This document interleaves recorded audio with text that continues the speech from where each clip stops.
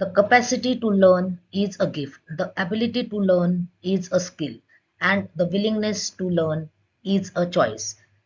The various shades of learning, which always indicates that learning never ends and it always helps us to grow in our life. With this nice quote given by Brian Herbert, we'll start with the session on algorithms. So आज हम देखने वाले हैं algorithms based on decision making. Hello students, simply Trixie channel में आप सबका स्वागत है। और algorithms and flow chart series में हम देखने वाले हैं फर्स्ट जो हमारा कंसेप्ट होता है दैट इज अल्गोरिदम्स, जिसमें हमने एक्सप्रेशंस वाला जो है फर्स्ट लेक्चर में देखा है। सो अभी हम देखते हैं आगे का, that is algorithms, only on algorithms आज हम देखने वाले हैं। तो अल्गोरिदम्स ऑन डिसीजन मेकिंग। सो जो सेकंड टाइप का अल्गोरिदम्स होता है जो हम प्रोग्रामिंग लैंग्वेजेस में भी यूज करते हैं, तो उसका लॉजिक कैसे लिखते हैं अल्गोरिदम्स में, वो आज हम देखने वाले हैं। सो let's start with the session now. तो डिसीजन मेकिंग क्या होता है, like when ever the output is not same. For example कि जैसे कोई भी प्रोग्राम है तो उसमें 2 टाइप का आउटपुट है, 3 टाइप का आउटपुट है। तो आपका जो आउटपुट नॉर्मली होता है, तो अभी यहाँ पे 2 टाइप का आउटपुट है, तो इसको हम बोलते हैं डिसीजन मेकिंग। कि अगर आपका जो कोई कंडीशन होगा तो उसके हिसाब से आपका आउटपुट या तो एक्स आएगा या तो आउटपुट आपका वाई आएगा। So if the concept is like this, then we can see it is a decision making. तो इसको हम किसे लिखते हैं, तो यहाँ पे 2 वैल्यू हम कंपेयर करते हैं। कोई भी दो डेटा आइटम्स है तो उसको हम कंपेयर करके लिख सकते हैं कि आपको यहाँ पे एक्स में या तो एक्स पे जाना है या तो वाई पे जाना है।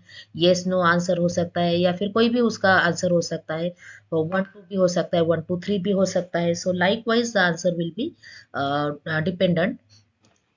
तो तो उसको बोलता है to check the first value is less than और सेकंड वैल्यू।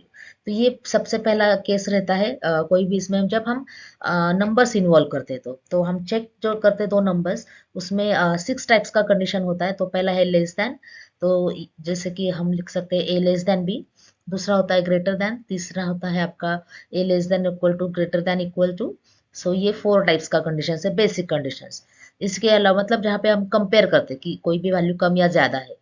तो जो थर्ड और फोर्थ है जो ग्रेटर देन और इक्वल टू, मतलब ग्रेटर देन भी है और इक्वल टू भी है फर्स्ट वैल्यू अगर सेकंड वैल्यू से।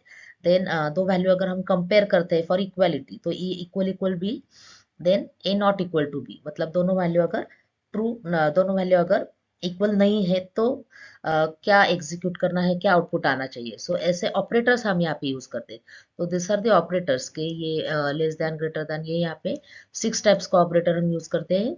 और बहुत सारी प्रोग्रामिंग लैंग्वेजेस में भी यही ऑपरेटर्स यूज करते करते हैं, जैसे सी, C++, जावा, पाइथन में भी यही ऑपरेटर्स यूज होता है। तो this are the basic operators use for decision making. तो डिसीजन मेकिंग का मतलब यही होता है कि हमें कोई कंडीशन दिया रहता है और उसके बेसिस पे आपको आंसर लिखना होता है, आउटपुट लिखना होता है। सो आंसर जनरली जो होता है यस नो टाइप का आपका कंडीशन का रिजल्ट आता है, जिसको हम ट्रू फॉल्स भी बोलते हैं। तो रूल्स क्या होते हैं, सबसे पहले हमें एल्गोरिदम्स में लिखना है कि इफ जो है यहाँ पे आई कैपिटल स्मॉल चलता है, देन लिखा नहीं लिखा तो भी चलता है। प्रोग्रामिंग लैंग्वेजेस में ऐसा नहीं है। अगर वहाँ पे इफ स्मॉल केस में तो स्मॉल केस में ही लिखना पड़ता है, जैसे सी है, जावा है, C++ है और पाइथन है। तो केस सेंसिटिव लैंग्वेजेस है ये सब। तो वहाँ पे कंपलसरी आपको इफ स्मॉल में ही लिखना पड़ता है। बट एल्गोरिदम के लिए कोई ऐसा नहीं है, क्योंकि एल्गोरिदम है, सिंटैक्स नहीं है। रूल है, बट थोड़ा सा आपका जो रूल है वो इंग्लिश स्टेटमेंट्स लिखना होता है। सो ये चल जाता है। सो हमें लिखना है इफ कंडीशन देन, मतलब कंडीशन जो रहता है ब्रैकेट में लिख सकते हैं, विदाउट ब्रैकेट भी लिख सकते हैं। देन का पार्ट मतलब है अगर कंडीशन ट्रू हो गया तो ट्रू के स्टेटमेंट्स यहाँ पे लिखने हैं। For example A less than B, तो अगर ए का वैल्यू लेस देन बी है तो क्या स्टेटमेंट एग्जीक्यूट करना है, उसके उसका जो पार्ट लिखते हैं हम यहाँ पे देन पार्ट, इसको बोलते हैं देन पार्ट। और अगर कंडीशन ट्रू नहीं है तो उसका पार्ट जो लिखते हैं उसको बोलते हैं एल्स पार्ट। तो एल्स उसी लाइन पे भी आगे लिख सकते हैं या फिर नेक्स्ट लाइन पे लिख सकते हैं एल्स, इसको हम बोलते हैं स्टेटमेंट 2। तो स्टेटमेंट 2 मतलब यहाँ पे 10 स्टेटमेंट्स भी हो सकते हैं, 2 3 स्टेटमेंट्स भी हो सकते हैं, 1 स्टेटमेंट भी हो सकता है। तो यहाँ पे हमें याद क्या रखना है कि कंडीशन जो हमें देना है वो कंपलसरी यूजिंग ऑपरेटर्स ही देना है, 6 ऑपरेटर जो हमने यूज किया है। या फिर आप उसको वर्ड्स में भी लिख सकते हैं, जैसे A less is less than B, तो उसका एग्जैक्ट मीनिंग आपको वहाँ पे लिखना है, तो भी आपका यहाँ पे कंडीशन बन जाता है। तो let's check the first program based on this. तो हमें आउटपुट चाहिए 2 नंबर्स, और उसका रिजल्ट प्रिंट करना है हमें मैक्सिमम।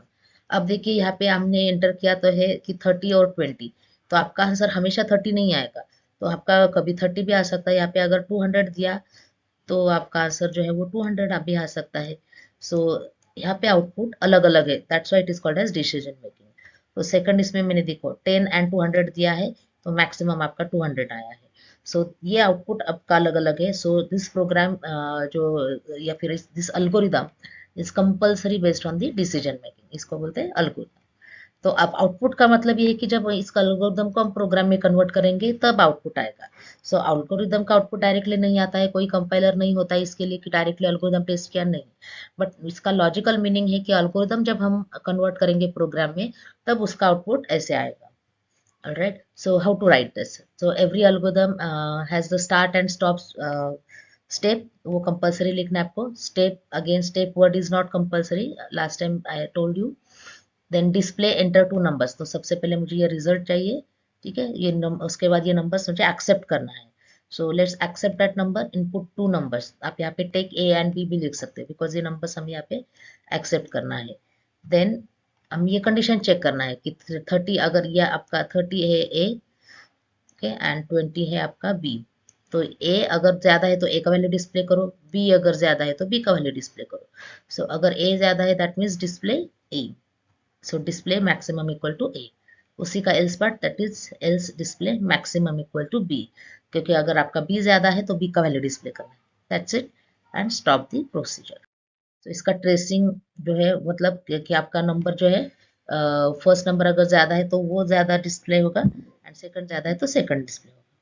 नाउ उसी को हम एक्सटेंड करते हैं मैक्सिमम ऑफ 3 नंबर्स केस में। तो हमारा आउटपुट आना चाहिए एंटर 3 नंबर्स 30 20 10, कोई भी है। तो इसमें अभी 3 केसेस है, या तो ये ए है, ये बी है और ये सी है, तो ए का वैल्यू ज्यादा होगा, या फिर बी का वैल्यू ज्यादा होगा, या फिर सी का वैल्यू ज्यादा होगा। सो दैट मीन्स इसमें 3 कंडीशन है, तो 3 कंडीशन तो हम एट अ टाइम चेक नहीं कर सकते, but what we can write, तो हम पहले ए का कंडीशन लिखते हैं कि क्लियर कट ए कब मैक्सिमम होगा। तो ए जब होगा मैक्सिमम, वो अभी जैसे 30 is greater than 20, then 30 is greater than 10। So at a time हम 2 ही वेरिएबल से कंपेयर करते हैं, बट दो दो वेरिएबल करके हम कंपेयर करेंगे और रिजल्ट डिस्प्ले करेंगे। So let's start with the algorithm. Yes, enter my 3 numbers. अब यहाँ पे दूसरा एग्जांपल है कि आपका सी मैक्सिमम है। Now the algorithm is maximum of 3 numbers, start, then enter 3 numbers. सबसे पहले तो हमें इनपुट लेना है। अब यहाँ पे प्रोसेस का मतलब है कंडीशन चेकिंग, एज सच कोई प्रोसेस नहीं है, कोई कैलकुलेशन नहीं है। सो 3 नंबर्स मैंने एक्सेप्ट किया है, तो चेक करेंगे ए। तो यहाँ पे जो मैंने कंडीशन बताया था 30 is greater than 20, that means A is greater than B, 30 is greater than 10 मतलब A is greater than C. Then display maximum equal to A, तो हमने मैक्सिमम ए डिस्प्ले किया है। अब मुझे डिस्प्ले करना है बी का वैल्यू। सो बी अगर ज्यादा है तो उसका कंडीशन चेक करना होगा, डायरेक्टली एल्स में जाके हम डिस्प्ले नहीं कर सकते क्योंकि अभी हमारे पास 2 वैल्यू है, बी भी है और सी भी है। So let's check for B. B मैंने चेक किया यहाँ पे, देन उसका वैल्यू डिस्प्ले करो। देन सी चेक किया, सी चेक करने की जरूरत नहीं है क्योंकि इसका मतलब लॉजिकली इसका मतलब है कि अगर ए भी ज्यादा नहीं है बी भी ज्यादा नहीं है तो इसका मतलब है सी ज्यादा है। So maximum equal to C. So the end then stop. Next algorithm is odd and even number. So आपको एक नंबर दिया रहेगा and you have to display whether it is odd और इवन। तो यहाँ पे मैंने 100 दिया है, 100 इज इवन नंबर। दूसरा एग्जाम्पल यहाँ पे 303 दिया है, ये ऑड है या इवन है। अब ऑड इवन के बहुत सारे लॉजिक है, ठीक है। उसमें से एक लॉजिक ये है कि आपको जो नंबर दिया है उसको हम डिवाइड करते हैं, ठीक है, कि डिवाइड करो 100 को डिवाइड करो बाय 2 एंड रिमाइंडर उसका चेक करो। वो रिमाइंडर आता है आपका 0 if it is even number. और 303 को डिवाइड किया, उसको उसका नंबर आ गया, रिमाइंडर आ गया 1, तो हम उसको बोलते हैं ऑड नंबर। या फिर आप लास्ट डिजिट चेक भी कर सकते हो, तो उसके लिए पहले आपको लास्ट डिजिट एक्सट्रैक्ट करना होगा। एंड लास्ट डिजिट अगर हम एक्सट्रैक्ट करते हैं तो 13579 ये होता है, तो ये नंबर आपका ऑड और इवन भी हो सकता है, ठीक है। तो चेक करा, चेक का नंबर इज ऑड और इवन। स्टार्ट किया, नंबर पहले हमने एक्सेप्ट किया, सबसे पहले तो हम इनपुट लेते हैं। अब यहाँ पे नंबर हम चेक करते हैं, ये फर्स्ट वाला लॉजिक हमने यहाँ पे यूज किया है, आप सेकंड वाला भी यूज कर सकते हैं। सो नंबर मॉड 2 जो नंबर रहेगा दिस इज योर एन। सो ये आपका n है। सो n mod 2 करके देख लो, यहाँ पे n mod 2 आपका 0 आएगा, यहाँ पे n mod 2 आपका 1 आएगा। ठीक है, so if it is 0 display number is even number, तो आपका 100 जो है वो 100 इज इवन नंबर, यहाँ पे पहले नंबर डिस्प्ले किया then is even number. Similarly अगर इसका रिजल्ट 1 है नंबर मॉड 2 का, तो ये नंबर ऑड है, सो डिस्प्ले करो number is odd number. Okay, and stop. Now, the next algorithm is you have to accept one digit and display it in words. Okay, that means single digit है. So 0 को 0 ZERO में display करना है, 1 को ONE1 में display करना है. So सबसे पहले हम लेते हैं इनपुट, स्टार्ट किया, display enter the digit, single digit यहाँ पे एक्सपेक्टेड है, जैसे 1 2 3 है, ऐसा डिजिट एक्सपेक्टेड है. सो 1 को ONE करना है, 2 को 2 TWO करना है. Okay, so if number is greater then 9, let's say 10 है, 20 है, 30 है, या फिर कोई भी 1 2 3 4 नंबर है, 1000 है, 5000 है, तो वह यहाँ पे हम फिलहाल प्रोसेस नहीं कर सकते. This is the smallest program, उसको प्रोसेस करने के लिए हमें अलग लॉजिक यूज करना होगा. So if number is greater than 9, display it is not a single digit. So that is not expected from this particular algorithm. So इसके बाकी के केसेस हम लिखते हैं. तो जैसे यहाँ पे 0 है, तो हमें इसको 0 डिस्प्ले करना है, तो सबसे पहला कंडीशन आएगा आपका नंबर इक्वल टू 0. तो अगर इक्वालिटी है, इसलिए हम यहाँ पे double equal to sign use करते हैं. सो नंबर 0 है, तो वही हमें कंडीशन लिखना है 1 to 9 के लिए. सो नंबर इक्वल टू 1 है, 2 है, 3 है, 4 है, 5 6 7 8 9.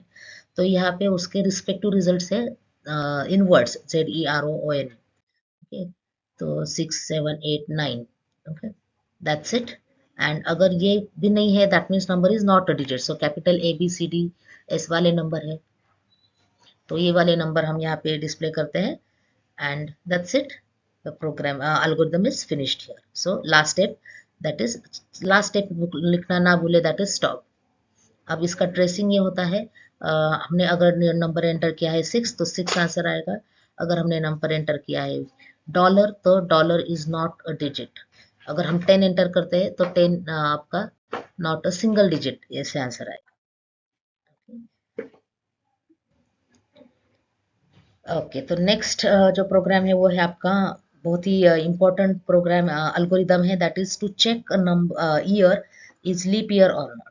तो लीप ईयर का जो आउटपुट आता है, अभी देखिए यहाँ पे फर्स्ट केस है 400 is a leap year. Then जो 300 है, 300 is not a leap year. ठीक है, एंड जो दूसरा है कि 24 इज अ लीप ईयर. तो ये 3 केसेस है यहाँ पे. तो ये जो है 400, that means every 400 century. For example 0 400 800 is a leap year. Then 1200 2000 1600, ये एक केस होता है क्लियर कट, वो 400 से डिविजिबल है, ना कि 4 से डिविजिबल है. देन 4 से डिविजिबल तो है ही, राइट. बट अगर यहाँ पे आप देखेंगे तो 300 भी 4 से डिविजिबल है, but 300 is not a leap year. तो ये इंपॉर्टेंट कंडीशन है कि जब ये आपका ईयर जो है 400 से डिविजिबल है, तो every 400 century is the leap year, but every other century is not a leap year. For example 100 200 300 ये लीप ईयर नहीं है, according to some geographical region ये लीप ईयर नहीं है. तो 100 200 300 जो है वो लीप ईयर नहीं है, मतलब क्या है, 400 से तो डिविजिबल है. अब जो 400 से डिविजिबल नहीं है, वो तो क्लियर कट है ही नहीं, राइट. बट अगर 400 से डिविजिबल है, तो भी ये सॉरी 4 से डिविजिबल है, तो ये 100 से डिविजिबल नहीं होना चाहिए, क्योंकि every century is not the leap year. For example 4 then 8 then 12, ये सब लीप ईयर से up to 96, but 100 is not the leap year. Then 104 is the leap year. तो ये वाला ऐसा लीप ईयर होता है. So let's put this in the algorithm format. So to check a year is leap year or not, so enter the year, this is the input we have taken. And then if year is equal to year mod 400, ये वाला first case है, देखिए clear cut है कि year जो first case है 400 800 1600 200 2000, अगर ये है तो then we can say it is a leap year. अब सेकंड वाला केस क्या है, 24 है 4 है 16 है, तो ये सब लीप ईयर्स है. But 300 is also divisible by 404, but it is not divisible by 100.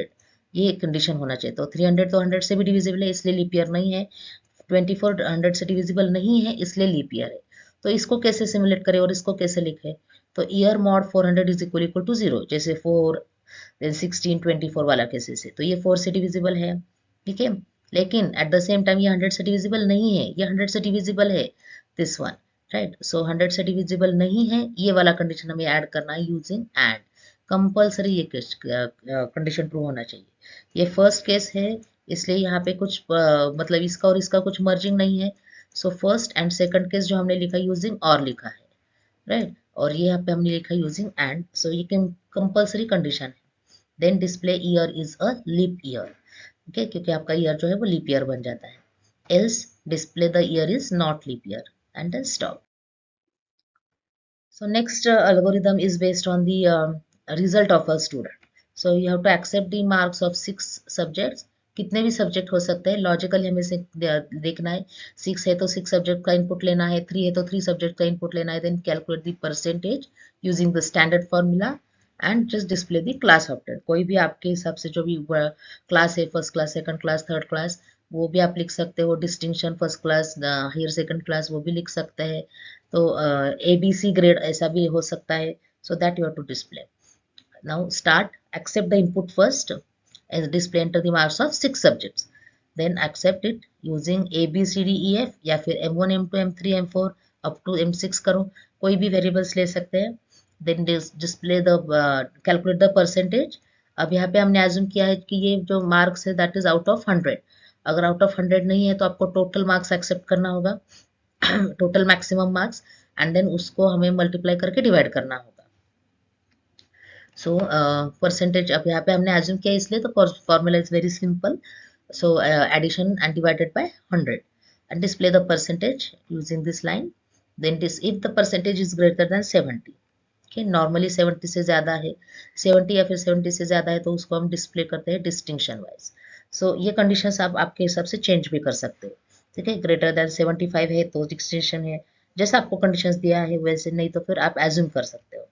So if it is greater then, else ये लिखना जरूरी है, क्योंकि अगर 70 नहीं है तो ही यहाँ पे आना है। 70 है तो एल्स नहीं लिखा तो डिस्टिंक्शन भी आएगा और फर्स्ट क्लास भी आएगा 75 इनपुट के लिए। सो एल्स लिखोगे तो सबका क्लियर कट कंडीशन अलग अलग टेस्ट हो जाएगा। Then display it is a first class. Then 50 के लिए आप लिख सकते हैं सेकंड क्लास, 40 के लिए pass class, any 4 conditions you can write, and else fail, मतलब लेस देन 40 है तो ये फेल है। That's it, stop the process. तो आउटपुट है इसका, enter the marks of 6 subjects, and ये सब्जेक्ट्स का मार्क्स एंटर करने के बाद आपको रिजल्ट मिलेगा परसेंटेज, एंड देन क्लास जो है उसका जो भी क्लास ऑप्टेंड होगा वो। सिमिलरली मार्क्स मैंने यहाँ पे कुछ एंटर किया है, sample second output, then 78 percentage and classes distinction. अब आउटपुट मतलब यहाँ पे एग्जैक्टली प्रोग्राम नहीं है, again and again I am telling you, क्योंकि ये एल्गोरिदम है, बट इसको अगर हम कन्वर्ट करेंगे प्रोग्राम में तो इसका आउटपुट आएगा, ऐसा इसका लॉजिकल मीनिंग है। So except. Now the next question is based on r time values, that is r, minutes and seconds, and you have to just check whether it is valid or invalid, ठीक है। So for example अगर हमारा clock दिखाता है 1, 12 and then set से 05, that means it is valid. But 05 की जगह पे अगर हमने लिखा है 05 देन 8 एंड 8, सो 588 ऐसा सेकंड्स तो दिखाता नहीं है, so it is invalid. So that we have to check here. So start किया मैंने, then enter the time as hours, minutes and seconds. तो आपको इनपुट जो लेना है वो आवर्स लेना है, मिनट्स लेना है, सेकंड्स लेना है। तो इसके लिए हमें 3 इनपुट वेरिएबल्स लगने वाले हैं। सो उसको हम बोलेंगे H, M and S। Hours store करने के लिए H, मिनट्स स्टोर करने के लिए M, सेकंड स्टोर करने के लिए S। अब हमें आवर्स का कंडीशन देखना है, तो हमारा जो नॉर्मल वॉल क्लॉक रहता है, या सॉरी वो हमारा जो नॉर्मल क्लॉक रहता है या फिर वॉच रहती है, तो जो हम टाइम देखते हैं उसमें आवर्स हमें कभी भी हमेशा 0 to 12 रहता है, अगर ये 12 आवर्स का क्लॉक है तो। जैसे ट्रेन के इसमें हमारा 24 आवर्स का क्लॉक रहता है, तो 24 लेकिन कभी आता नहीं है उसमें, तो वो 0 to 23 रहता है, क्योंकि 12 आता ही है कंपलसरी, बट इन 24 नहीं आता है तो ऑटोमेटिकली इट सेट्स टू 0। सो आपका जो कंडीशन रहेगा, सबसे पहला कॉमन कंडीशन रहेगा H is greater then 0, negative value नहीं होना चाहिए। जैसे -1 है तो वो इनवैलिड टाइम है। बट आर्स क्या हो सकता है आपका, 23 तक भी हो सकता है, फिर 12 तक भी हो सकता है। तो आप H लेस देन 12 या फिर H लेस देन 23 इन दोनों को कंबाइन करके h लेस देन 23 भी कर सकते हैं, क्योंकि 12 आवर्स का भी हो सकता है, 24 आवर्स का भी हो सकता है. So that is the first condition for time, sorry, hours validation. Second होता है आपका मिनट्स.